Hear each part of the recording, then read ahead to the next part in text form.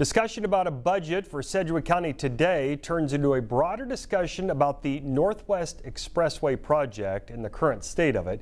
Christy Tedesco explains new at 5 today. Christy? Hey, Mike. The Northwest Expressway has been a topic for decades now. It's a project that would connect Mays and Goddard and just bypass Wichita.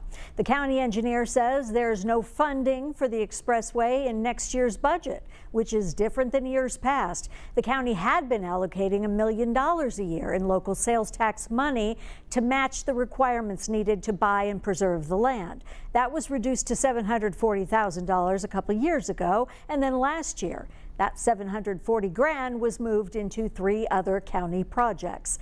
Now, KDOT and a consultant were supposed to conduct a new feasibility study for the Northwest Expressway due any day now, but it's been delayed until early next year. The possibility of this expressway dating back to 1997, but it's never gotten final approval from KDOT.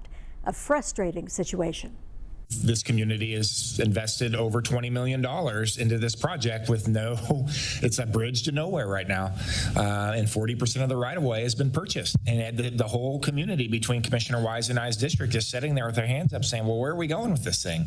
And it's just absolutely asinine to think that we've thrown this much money at this with no plan.